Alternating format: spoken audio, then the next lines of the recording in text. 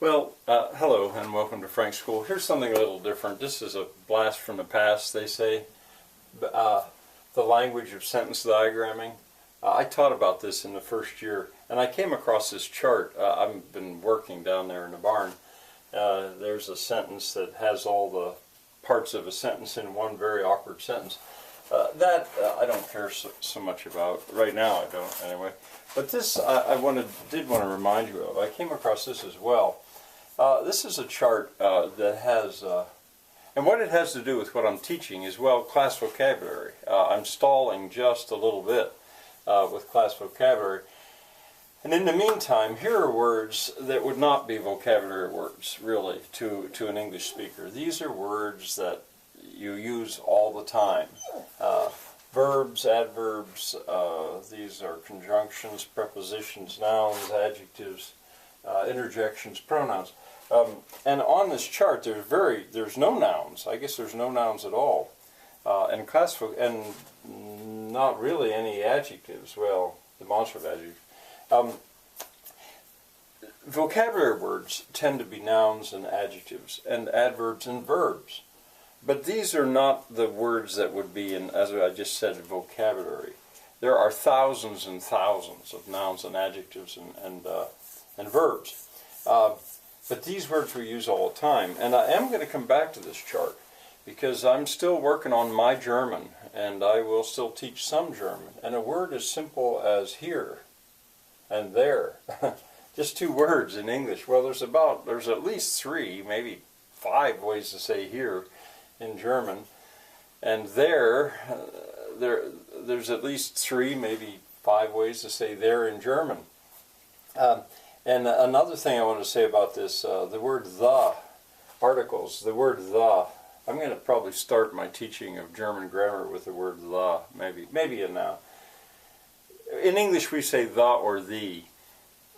Pronounce it 2 ways, but always spell it that way. In German, there are 24 possibilities for the word the. In Spanish, there are 4, and which is actually pretty easy. A and an. Now we have 2 words you could say there. Again, in Spanish, there are 4 ways to say that. In German, I believe once again there's 24 possibilities, which could just scare you away from German. But don't let it. German's really cool. And one of the things about the is it also duplicates as relative pronouns. It's not as simple as just the word the. And here's a collection of words that I must get under control for my German. Anybody, everybody, nobody, anyone else, somebody else. These words, they're called indefinite pronouns. I need to get them under control. Well, anyway, I just thought I'd show you that since I'd come across it, and it's still in fairly good shape, which is good. I worried about that, actually. I haven't taken very good care of it. Now, class vocabulary, and this is the 107th day.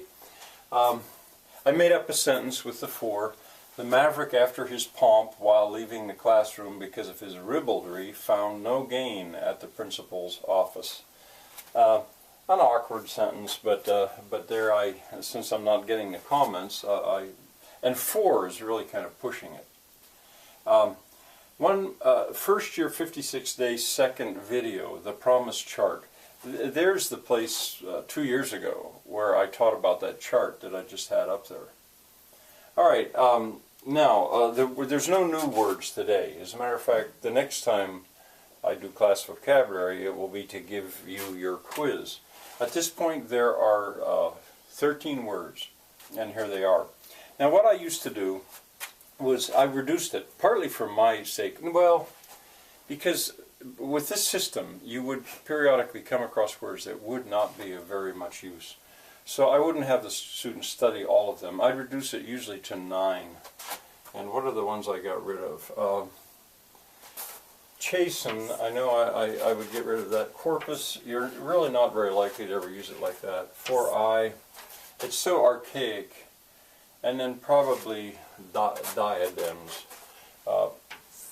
Those are words that would not be very useful. You wouldn't run into them very often. And, you know, I'd always have some students say, no, you can't get rid of corpus. That's such a cool word. Well, I'd say use it, go ahead, but I won't require it. So now they're left with 9 words, and those 9 words, tomorrow in the quiz, they have to be able to spell them correctly. They have to be able to put them in a sentence that proves to me that you know that you know what they mean, which involves using it as the right part of speech, although they don't have to identify the parts of speech. They need to underline it in their sentence so that I can spot it right away. And I usually reduce it. It's down to 9. I usually knock a couple more off, so they're only really working with maybe 8 or 7 words. And then I'll say, well, if you use all these words in 3 sentences or less, I'll give you an extra point. Kids would do about anything for an extra point. If you include a simile in one of your sentences, I'll give you an extra point. If you include an allusion in one of your sentences, I'll give you an extra point. Now you're going to have, if you write in pen, that you must do. Of course, have your name and date in the right place, and you keep it neat, I'll give you an extra point. By neat, I mean if you change your mind about something, you don't do this, you just do that. And that way the whole thing can keep neat, working in pen. Alright, well the next time I do class vocabulary, all I'll do is give the words, and I'll expect you to write some sentences with those words. But the very next time I have class, I'm going to go back to James Burke. So, see you then.